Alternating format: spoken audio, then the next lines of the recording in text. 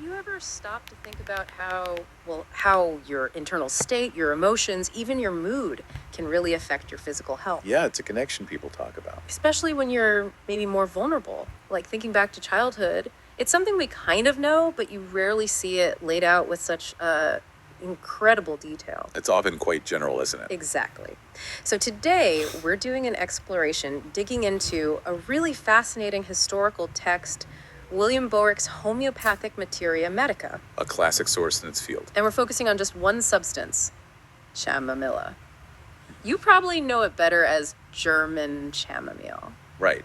But before we jump right into chamomile itself, maybe it's good to just quickly frame what this source actually is. Good point. Boericke's Materia Medica. It comes from homeopathy, which is, a distinct medical system developed back in the 18th century. Okay. And our goal here isn't about validating homeopathy's medical claims one way or the other. No, that's not what this deep dive is about. Instead, we're looking at the really detailed, highly specific observations of symptoms, both physical and mental, and how they were perceived to be linked.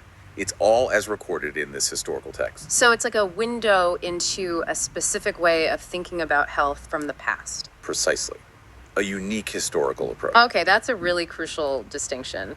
So Boericke's book is this huge, meticulous list of symptoms and conditions. A catalog, essentially. And what's so striking with chamomilla right away is that the source states very clearly that the chief guiding symptoms belong to the mental and emotion group. Yeah, that jumps out.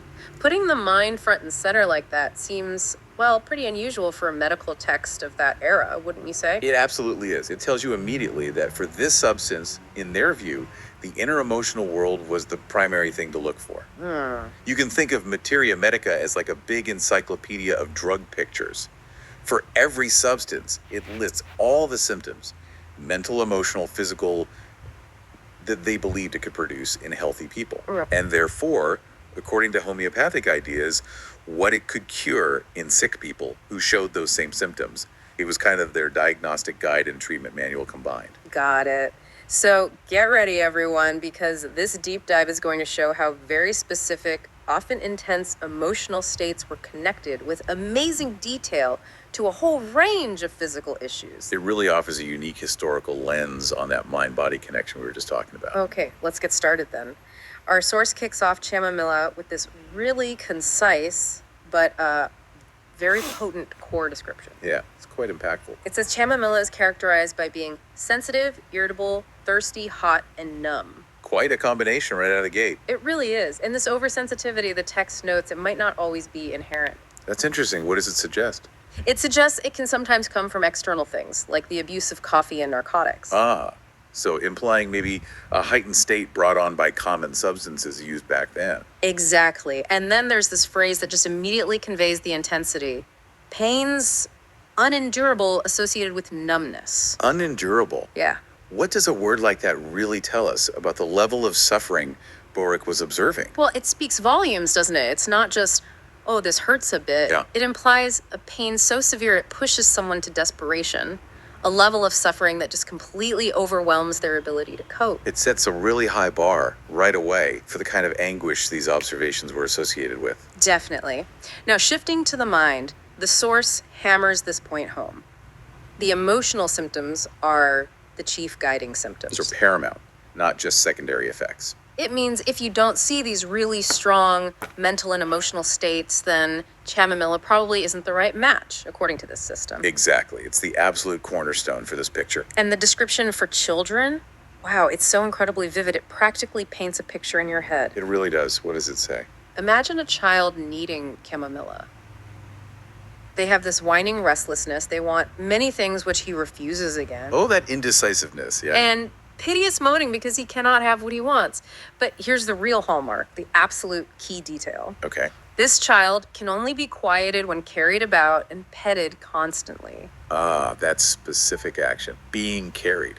That's fascinating. It suggests really careful observation, doesn't it? It really does. And expanding out from children, the general personality described is just as intense.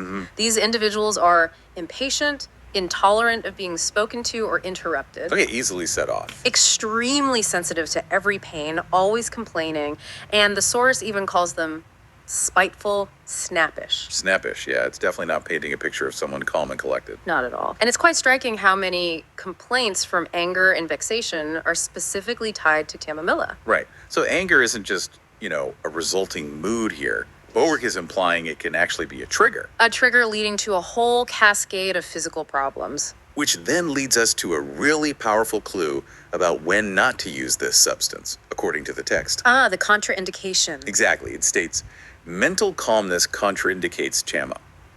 So maybe explain for our listeners what contraindicate means here. Sure, it basically means it's a specific sign telling you not to use this particular remedy.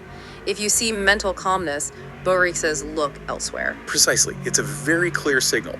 If the person doesn't have that underlying irritability, that anger, that sensitivity, then Chamomilla isn't the indicated choice in this system. It's that direct. Okay, so how do these really intense mental states, this irritability, anger, this almost unbearable sensitivity, how do they then show up physically? This is where you really see the mind meeting the body in some, pretty specific ways. Yeah, the connections drawn are quite remarkable. Let's start with some really visible symptoms, especially around the head and face, because there's this one truly characteristic, almost bizarre detail. Which one is that? One cheek red and hot, the other pale and cold. Ah, yes.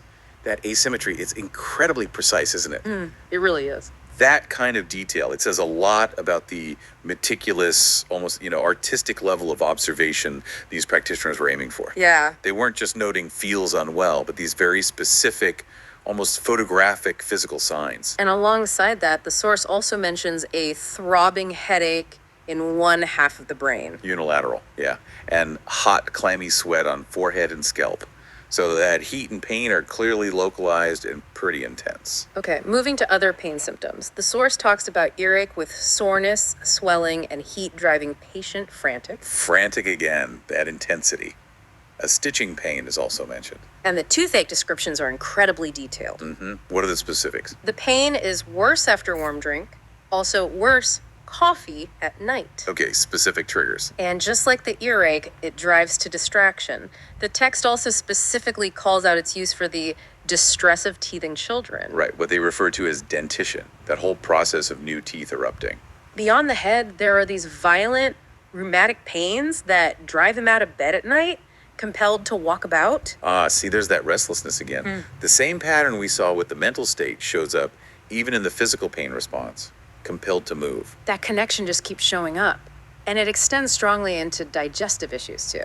Seems logical, given the emotional link. You see things like nausea after coffee, an aversion to warm drinks, and bitter bilious vomiting. And tying it right back to the emotions. Remember that anger link? Yes. The source highlights flatulent colic after anger with red cheeks and hot perspiration. Wow. So the anger manifests physically as painful gas and cramps, along with those characteristic red hot cheeks. Exactly. It's not just in the mind. Yeah. And then the descriptions of the stool are, they're unique. Okay, I'm braced. Hot, green, watery, fetid, slimy stool. Right. And then this really memorable image. Chopped white and yellow mucus like chopped eggs and spinach. Chopped eggs and spinach. That level of detail is just astonishing. It really reveals the depth of their observational focus, doesn't it? And again, diarrhea during dentition is specifically noted. Okay. And for female-specific symptoms? The text mentions profuse discharge of clotted dark blood with labor-like pains. Labor-like pains. Okay. Yeah, and it specifically emphasizes that the patient intolerant of pain during labor. Again, bringing back that core theme of extreme sensitivity and finding discomfort unbearable. It's a consistent thread. What about respiratory issues or extremities? We also see things like an irritable, dry, tickling cough and suffocative tightness of chest with bitter expectoration. Sounds unpleasant. And for kids, a rattling of mucus in child's chest is mentioned as a key observation. Okay. And the extremities? Down to the feet, it mentions burning of soles at night. And this interesting little detail, ankles give way in the afternoon. Ankles giving way. Again, these are such highly specific observations. They really are. Now, you often bring up the term modalities when we discuss these old texts. Can you maybe explain that for listeners? What does it mean and what does it tell us about Chamomilla? Sure. Modalities are absolutely crucial in these materia medica. They essentially describe the circumstances or conditions that make a symptom or the person's overall state either worse or better. Okay, so the aggravations and ameliorations. Exactly. The what makes it worse, what makes it better list. For Chamomilla, the state is notably worse for several things: heat, anger, open air, wind, night. And there's anger again listed as making things worse. Yes. That re-emphasis really underlines how central anger is to this whole symptom picture, according to Boericke. And what makes things better? Two main things. From being carried, warm, wet weather. Being carried. That takes us right back to that description of the restless, frantic child, doesn't it? Yeah, it absolutely does. The one who could only be calmed by being constantly carried and petted. It's such a vivid, recurring theme. It really brings it full circle. It's a very practical, observable detail they recorded. Now, the source also lists relationships. It compares chamomilla to other substances like cypripedium, anthemis, aconite, pulsatilla, coffea, belladonna, stephysagria, ignatia, and lists antidotes like camphor, nux vomica, pulsatilla. What do these comparisons and antidotes tell us about how chamomilla was understood in the broader context of their system? Well, it essentially shows its place within their larger framework. It helps understand how these substances were thought to interact or how they related to similar conditions. It helped practitioners differentiate. Okay. Like comparing it to coffee. Coffee is interesting, right? Given chamomilla's irritability, that makes a certain kind of sense, suggests they observe perhaps different shades of agitation. Ah, nuances. Exactly. And listing nux vomica as an antidote suggests maybe a counterbalancing effect, perhaps used when they perceived overstimulation or irritability from other causes. It's all about making those fine distinctions within their system. So, wrapping up our exploration of chamomilla through Boericke's Materia Medica, what really stands out, I think, is this incredibly deep connection that's drawn between a person's state of mind, like irritation, the anger, the extreme sensitivity, and this really specific set of physical symptoms. Yeah, this deep dive really highlights just how finely tuned their observations of symptoms were, both the mental and the physical, as recorded in these historical texts. The specificity is amazing. It is. The almost poetic detail of some symptoms like that, one cheek red and hot, the other pale and cold, or the stool resembling chopped eggs and spinach. It shows such a meticulous, almost artistic way of trying to understand human discomfort. It really speaks to the intense observational focus of that time. Definitely. A testament to that practice. So, as you, our listener, reflect on all this, here's a thought. What does the intense focus on emotional states in sources like this one, what does it suggest about how we might think about the emotional roots, or at least connections to our own physical discomfort, even today?